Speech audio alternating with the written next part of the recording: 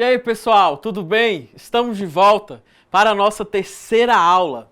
Vamos dar sequência aos nossos estudos da disciplina Língua Portuguesa 2. Como já disse, é um prazer estar com vocês.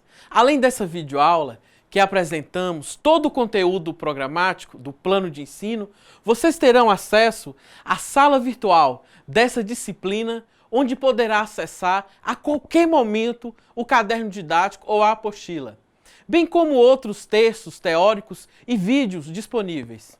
Nos fóruns de discussões, vocês poderão discutir, opinar, exemplificar, tirar as dúvidas e interagir com os colegas. Serão auxiliados por mim e pelos tutores presenciais e à distância, naquilo que for necessário. E para que tenhamos um bom resultado, será necessária a dedicação de vocês nos estudos e atividades da sala virtual. Mas também é muito importante que vocês leiam toda a apostila. Esta videoaula corresponde à unidade 3, que consta lá na sala virtual. Trabalharemos nessa unidade expressão escrita, o esquema, o resumo, a resenha, o roteiro e o relato. Você aprenderá a selecionar informações para a produção de esquemas de textos, desenvolvendo, assim, a capacidade de relacionar informações através da análise do texto, construindo, assim, conclusões que facilitam a elaboração de esquemas. O esquema é a organização em tópicos, de forma sintética, das principais informações em um texto, seja na leitura ou na produção. Também é a técnica de esquematizar.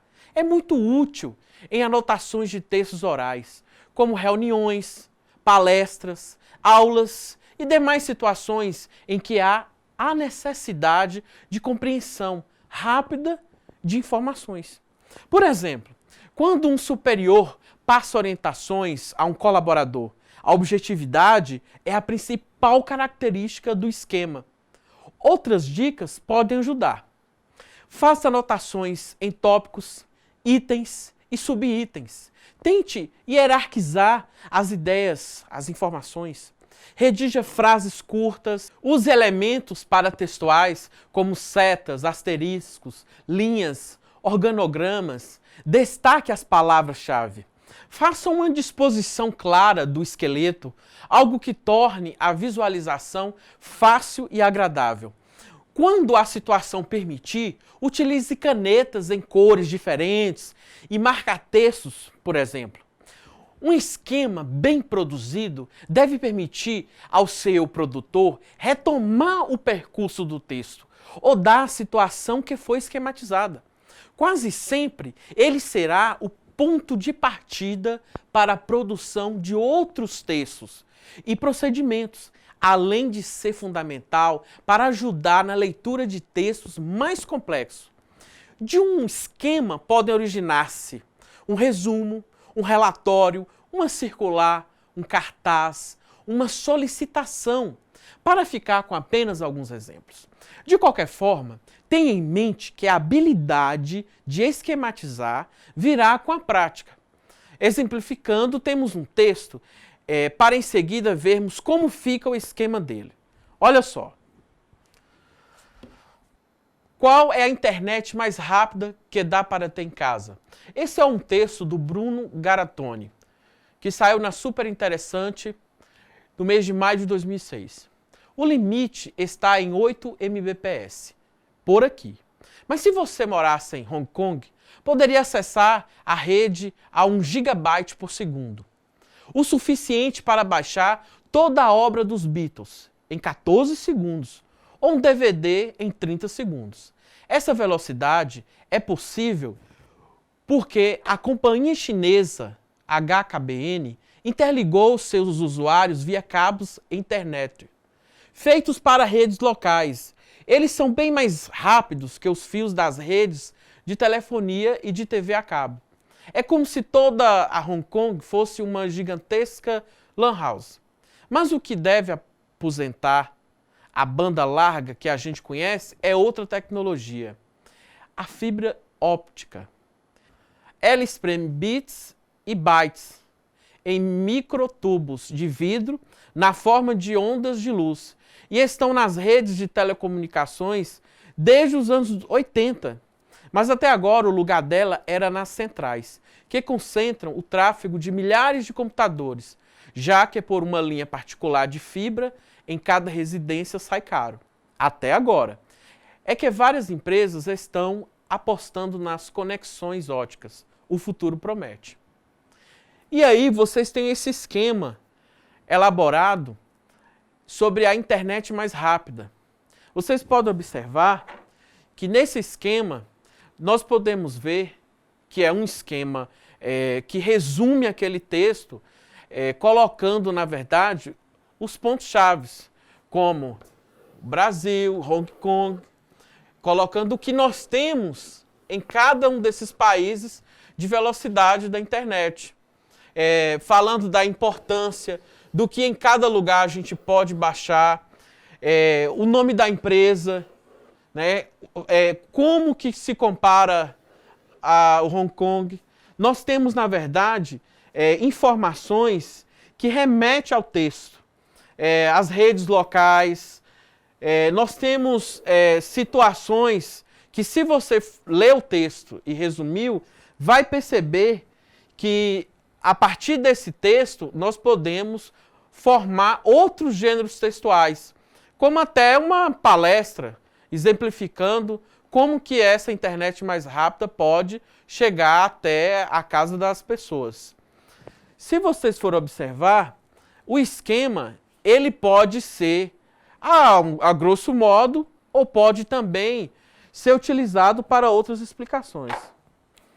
Vocês estão lembrados do esquema de comunicação criado por Jacobson? Ele também fez uso de um esquema para explicar todo o processo de comunicação. Vamos só relembrar, veja ele aqui. Lembra do esquema, do processo que nós vimos na outra aula?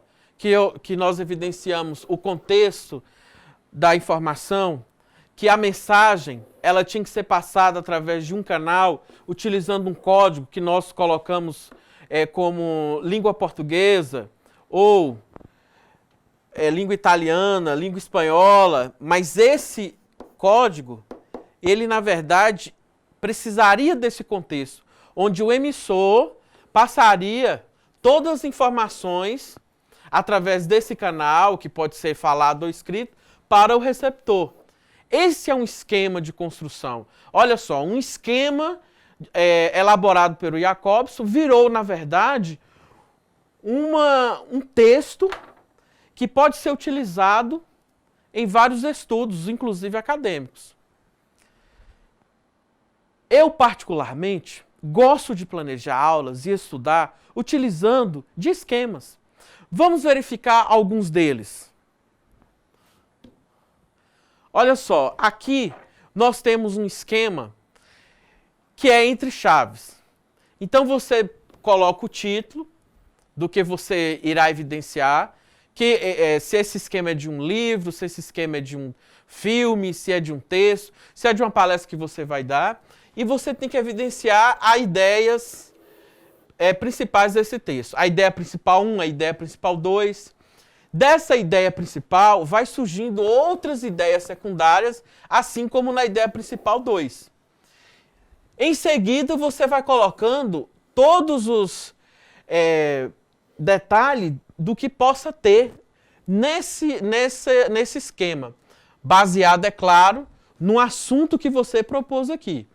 Como eu mostrei para vocês o texto passado, vocês viram que no texto anterior, algumas informações era útil, como o nome, né, do lugar, da pessoa, valores. Isso não pode faltar no seu texto. Vamos ver aqui um outro esquema. Esse esquema, ele foi elaborado sobre a proposta de aquisição da linguagem. Nós temos aí 4 propostas. Essa primeira que é o behaviorismo, que é uma proposta sobre o comportamento que é baseada nas teorias do Skinner. Nós temos a segunda proposta, que é o inatismo, que é levantada e defendida por Noam Chomsky, que mostra que a linguagem é desenvolvida através do cérebro. Nós temos aí uma terceira proposta, que é o construtivismo do Piaget, muito defendida na área educacional, assim como a teoria interacionista do Vygotsky. Esse é um esquema elaborado para desenvolver a ideia sobre as propostas da aquisição da linguagem. Para vocês terem uma ideia, como fica claro. Então, a partir do momento que você olha esse quadro, você percebe como fica claro, você vê todo nesse esquema os grandes teóricos e as suas filosofias. E aí, por último, esse quadro também é elaborado por mim para traduzir melhor essa questão da linguística. Vocês podem ver que nessa parte aqui, vocês têm a semiologia e a semiótica, que trabalha e estuda todos os tipos de signos. Mas somente a linguística é que vai estudar os signos linguísticos verbal humano. Então, a partir daí, cada ramificação da linguística será responsável por uma unidade da língua. Quando você tem a fonética, a fonologia, que você estuda os fones. Na morfologia, você estuda o mórfeo ou morfema. Na sintaxe, você estuda o sintagma. Na semântica lexical, na semântica formal, na semântica discursiva, você vai estudar o lexema ou lexema discursivo. E por aí vai. Mas tudo isso aqui está relacionado à linguística, que vai atender a demanda de cada informação da linguagem. Esse é um esquema muito prático, em que você tem a linguística dentro da semiótica e todas essas teorias dentro da linguística. É bom lembrar que o esquema não é um resumo do texto, visto que é organizado em tópicos ou itens. Ele apenas irá ajudar vocês tanto para produzir quanto para ler texto, orais ou escritos. Vamos ver um outro gênero, também muito cobrado no meio acadêmico, que é o resumo? Olha, em nosso cotidiano, a prática de resumir é bastante frequente, ainda que poucas vezes nos demos conta disso. Um exemplo clássico dessa atividade é quando resumimos para alguém um filme a que assistimos, uma partida de futebol, um capítulo de novela. Vamos ver só esse resumo de novela.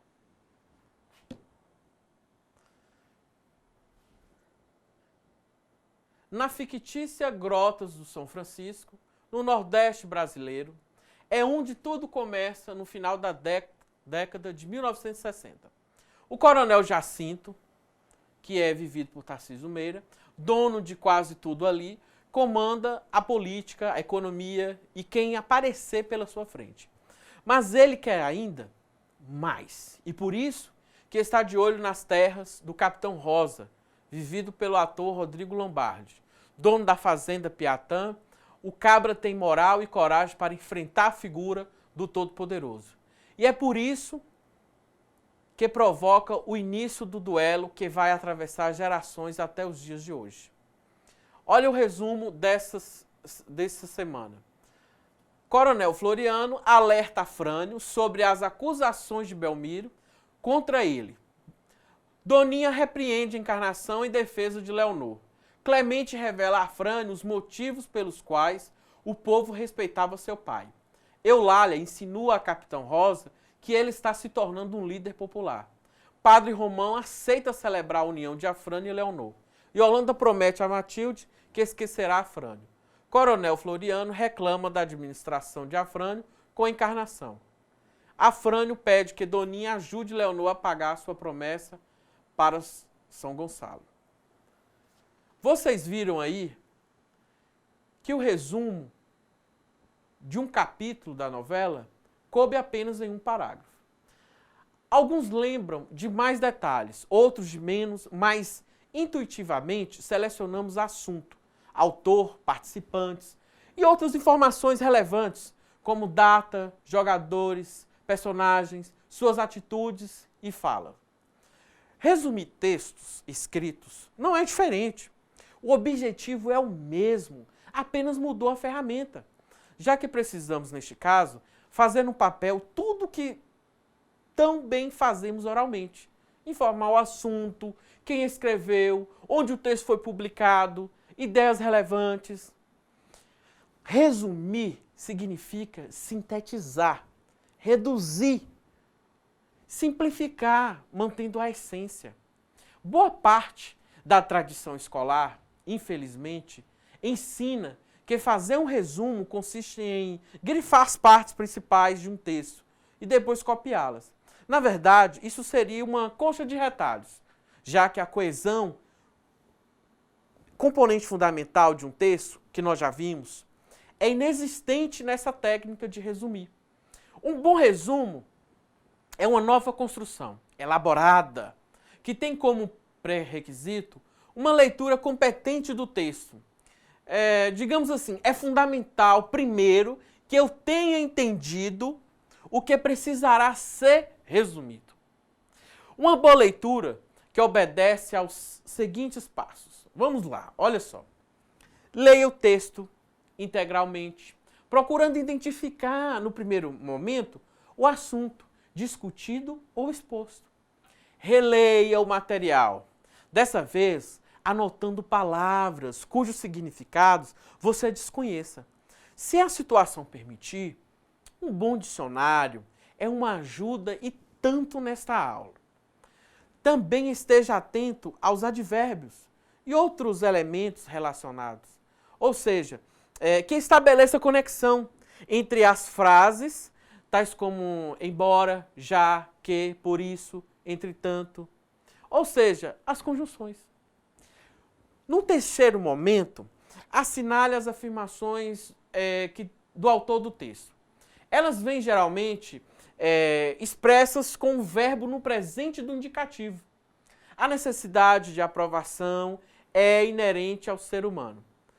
Aponte também os exemplos que eventualmente sejam utilizados, além de comentários e justificativas pessoais do autor, se existirem. O resumo deve ser redigido de forma que estejam presentes a referência ao texto base, preferencialmente no início do texto. Olha só um exemplo. Bruno Garatoni, em seu texto, que nós acabamos de ver, A Internet Mais Rápida que Dá para Ter em Casa, publicado na edição 226 da revista Super Interessante, afirma que, ou, segundo Bruno Garatoni, em texto publicado na Super Interessante, a internet, parará, e vai. Vocês estão vendo que exige essa informação. A constante retomada de autoria, ou seja, você precisa lembrar ao seu leitor de que a opinião ali expressa não a sua, mas de outra pessoa. Olha um exemplo. Garatoni diz, ainda que, concluindo sua reflexão, o autor critica a sociedade, pois... Então você terá que utilizar dessas conjunções. As principais ideias do autor, descartando-se detalhes, exemplificações e outras estruturas secundárias. Você terá que aglutinar isso. A imparcialidade. O resumo é um texto de natureza expositiva e informativa. Quem o produz nunca emite opinião ou juízo de valor algum, mesmo que você discorde do que está sendo dito no texto. Fazer um resumo significa apresentar o conteúdo de forma sintética, destacando as informações essenciais do conteúdo de um livro, por exemplo. Artigo, argumento de filme, peça teatral. A elaboração de um resumo exige análise e interpretação do conteúdo para que sejam transmitidas as ideias mais importantes. Com o resumo, nós recapitulamos de maneira mais dinâmica um assunto. Quando ao final de cada capítulo de um livro é apresentado um breve texto com as ideias-chave do assunto introduzido. Outros sinônimos de resumo são sinopse, sumário, síntese. A primeira coisa que você deve saber é que preparar um resumo é também uma forma de estudar. Afinal, para poder elaborá-lo, você precisa estar bem afinado com o assunto. O ideal, então, é que você leia o texto, releia o texto algumas vezes, para se certificar de ter entendido tudo direito. Aproveite o momento em que estiver estudando o material e fazer alguns exercícios também, que ajuda. Após ler um texto diversas vezes, você já pode estar preparado para ressaltar o que há de mais importante nele. Qual é a sua essência, por exemplo? É aí que você deve tentar buscar algumas palavras-chave sobre o assunto, para te ajudar a se organizar e também destacar no texto o que é mais importante. Além de resumir as palavras-chave, você pode também grifar os itens e frases essenciais para a compreensão daquele conteúdo, ou até mesmo o que não dá para escapar de ser decorado. Em uma matéria de história, por exemplo, você deve dar destaque a alguns nomes de protagonista de fatos históricos. Vamos pegar, por exemplo, Dom Pedro, na independência do Brasil, ou Otto von Bismarck, na unificação alemã. E há algumas datas que sejam muito representativas, como o ano de 1945, ano que terminou a Segunda Guerra Mundial, 1889, da Proclamação da República, e por aí vai. E aí, deu para aprender? Mãos à obra agora, vamos escrever. Vocês vão ler um texto, destaque as palavras, liste os tópicos mais importantes. Depois de tudo isso, escrever vai ficar fácil. Eu vou postar um texto bacana para vocês lerem. Lerem e resumir, ok? Pessoal, ainda nos gêneros textuais, vou apresentar a vocês o roteiro. Em nosso dia a dia, muitos problemas poderiam ser evitados com um pouco de planejamento. No ambiente corporativo, uma das práticas que ajudam nessa tarefa é a elaboração de roteiros, objeto de estudo desta aula. Veja bem, um roteiro é fundamentalmente uma atividade de planejamento. Para entender sua essência, basta você pensar em viagens que talvez já tenham feito, ou naquelas que ainda pretende fazer. Em qualquer uma delas, o roteiro é a palavra de ordem. Ele pode ser aplicado às mais diversas necessidades, seja uma pesquisa, na organização de eventos, em programações diversificadas, em uma empresa, sem esquecer das viagens, é claro. Seja qual for a necessidade, é preciso ter em mente que a palavra norteadora de um roteiro é planejar. Já que trata-se de uma espécie de guia, um orientador de atividades, de tarefas ou de comportamentos. Agora só tem uma coisa. Ao elaborar o roteiro, tem que definir o que esse roteiro precisa orientar, organizar ideias de forma lógica, estruturar tudo o que deseja em tópicos, pois isso facilita a organização. Procure saber dos envolvidos na atividade ou evento quais suas necessidades e expectativas. Sempre que possível, inclua nomes, telefones e outras informações importantes. Certifique-se de que todos os envolvidos, direto ou indiretamente, tenham uma cópia do roteiro. A escrita precisa ser clara. Revise o roteiro quantas vezes forem necessário. Lembre-se, a função é planejar algo de forma que imprevistos e atrapalhos sejam evitados ao máximo. É essa justamente a função do roteiro. Obviamente, cada roteiro é único e dependerá de seu objetivo, da situação a ser planejada ou organizada. No caso de eventos, a função do secretariado é estreitamente ligada a de um mestre de cerimônia. Vamos ver um exemplo de um roteiro básico de cerimônias? Um roteiro de cerimonial bem feito é fundamental para o sucesso de um evento. Portanto, as cerimônias, via de regra, devem obedecer a seguinte ordem. Vamos dar uma olhada. Aqui nós temos um roteiro cerimonial, onde você vai colocar aqui o nome do evento, a data, o local e a hora, que isso é muito importante.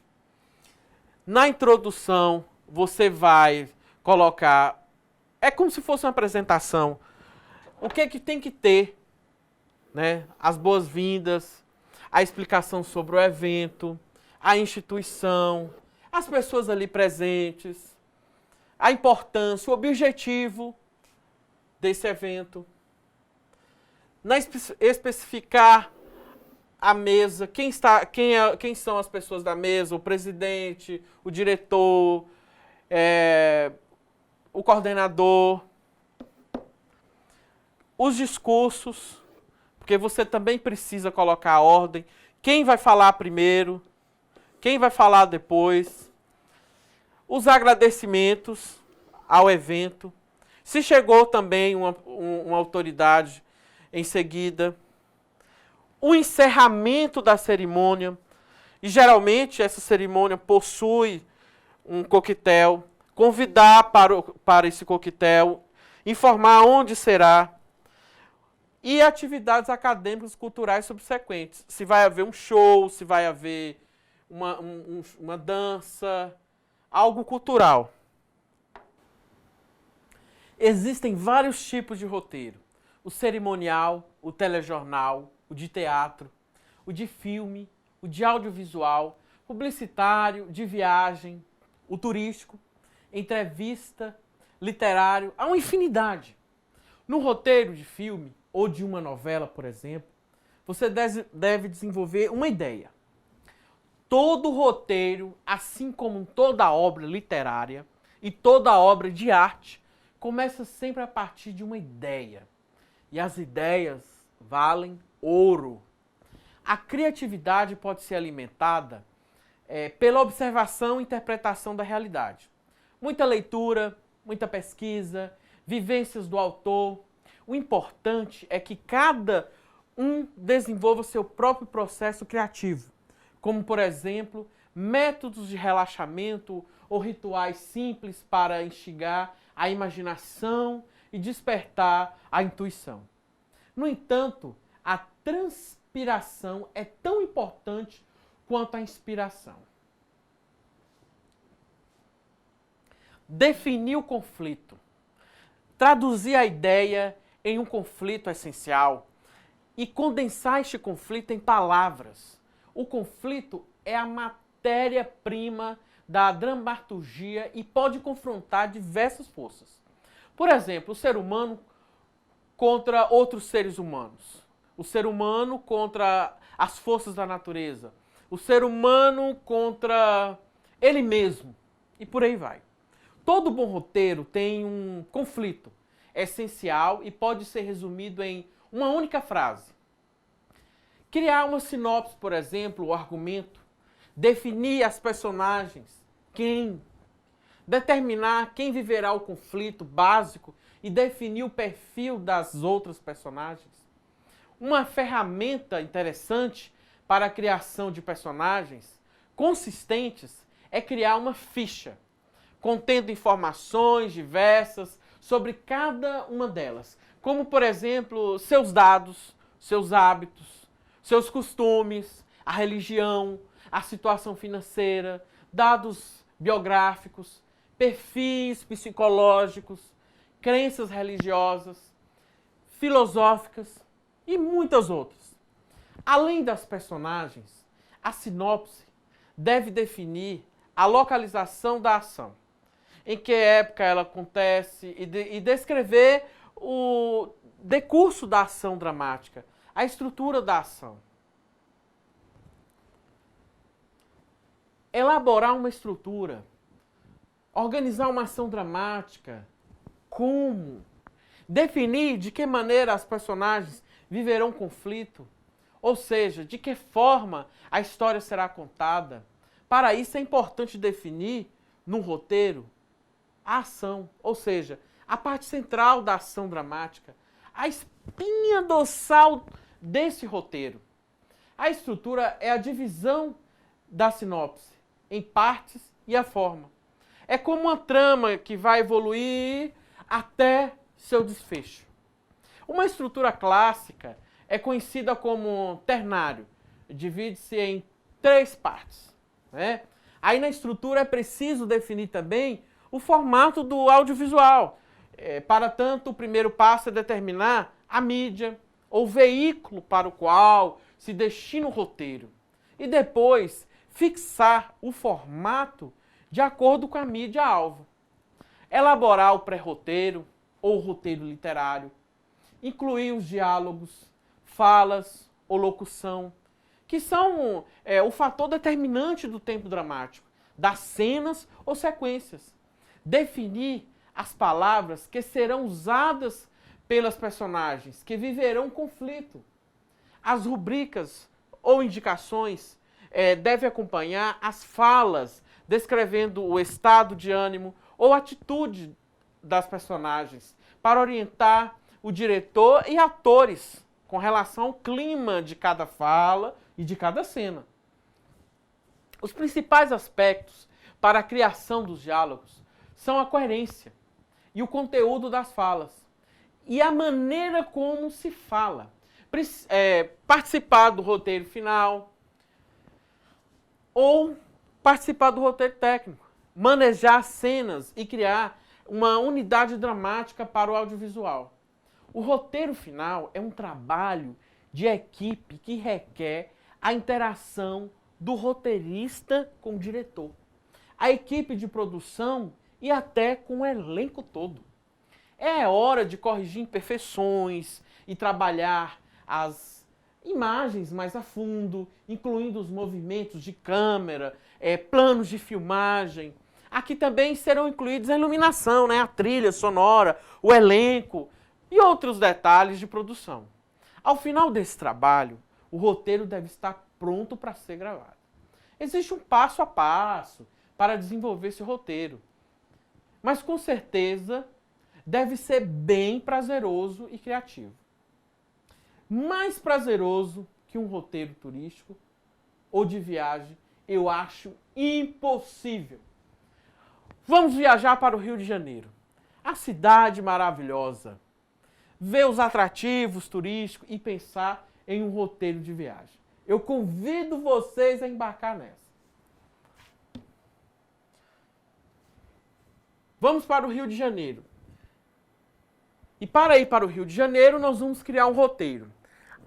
Quando pensamos no Rio de Janeiro, a primeira coisa que vem na cabeça é o Corcovado, é o Cristo Redentor.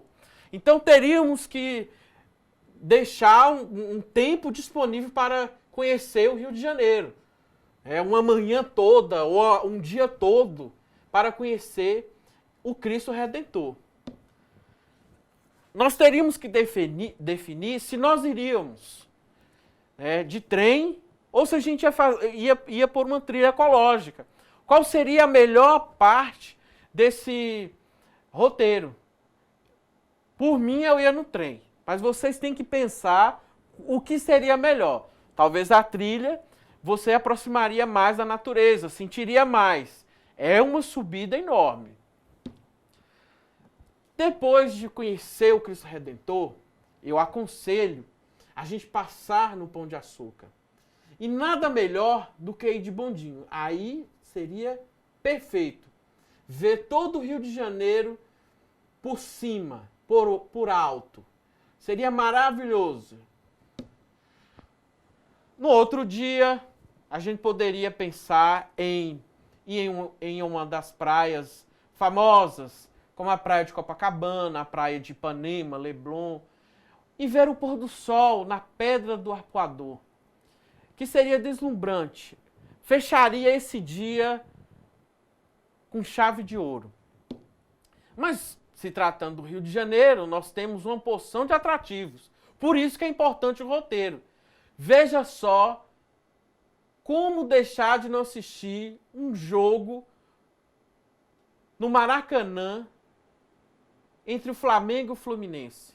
É imperdível. E ali do lado nós temos a quadra da Mangueira.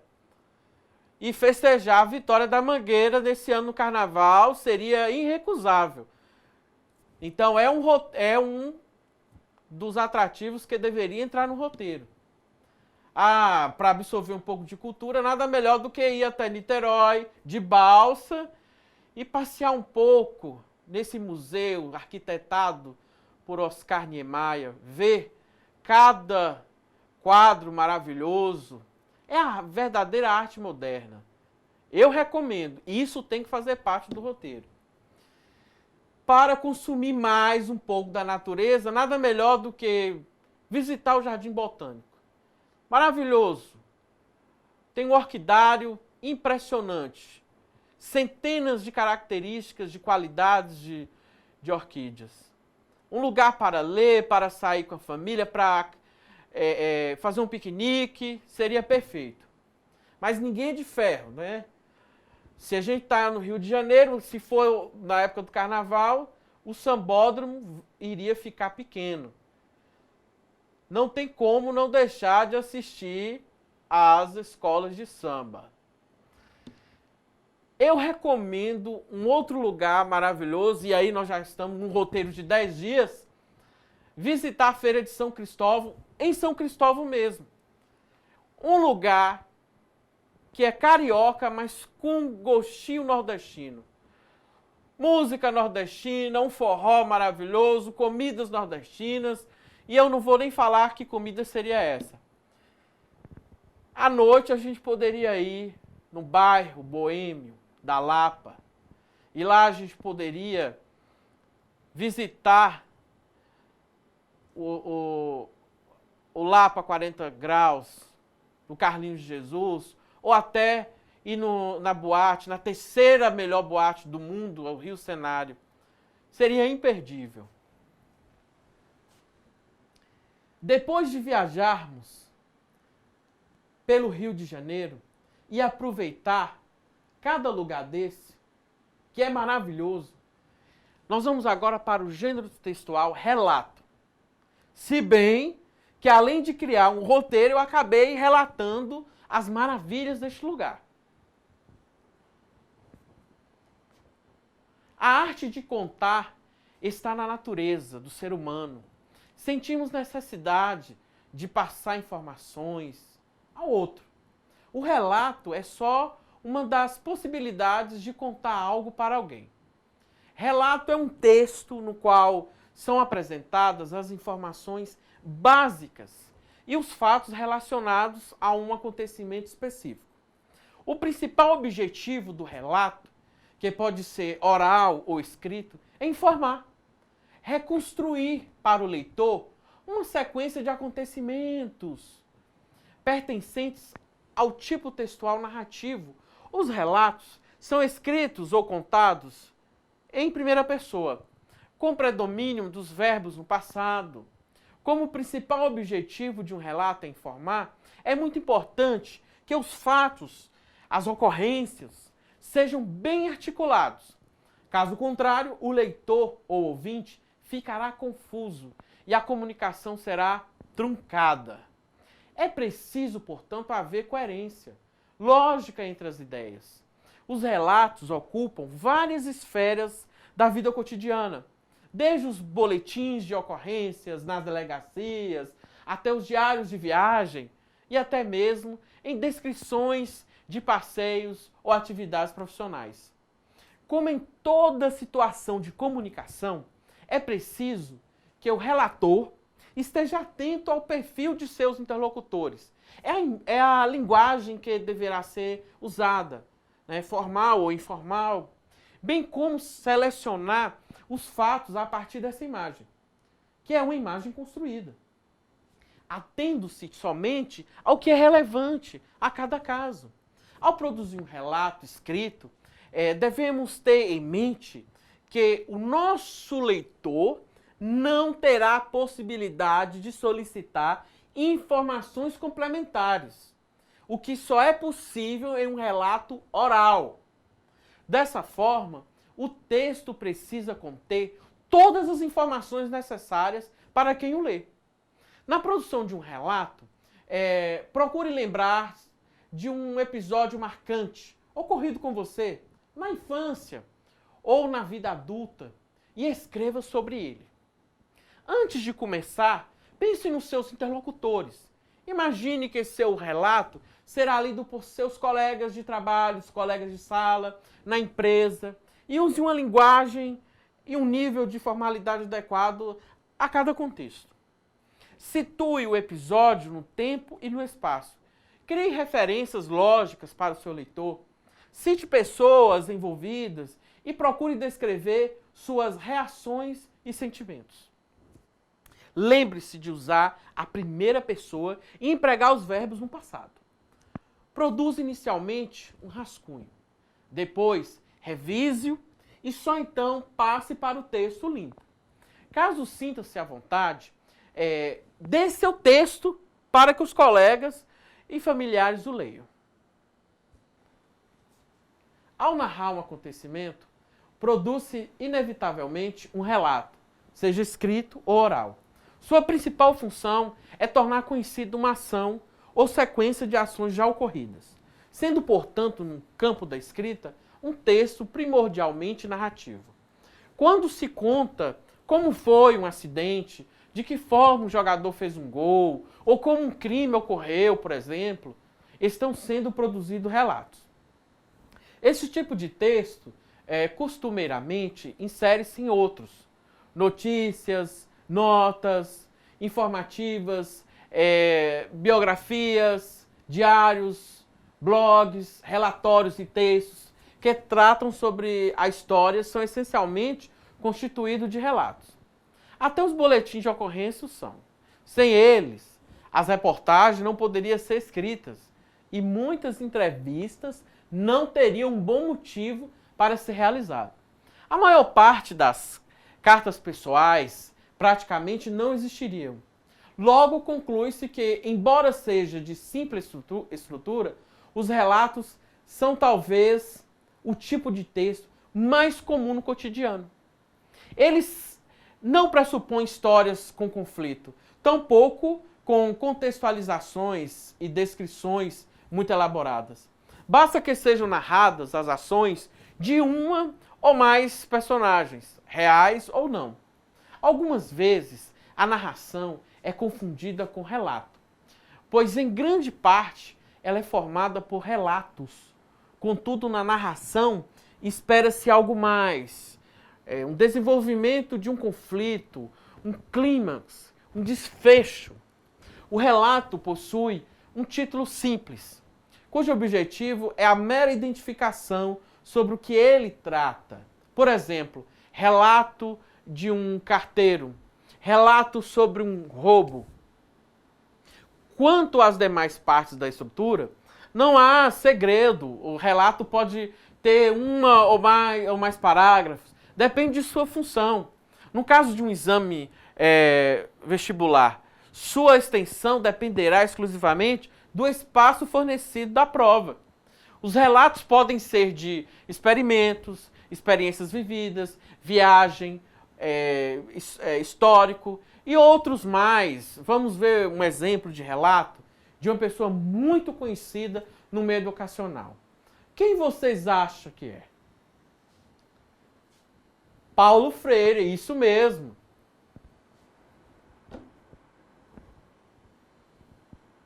Nosso grande Paulo Freire.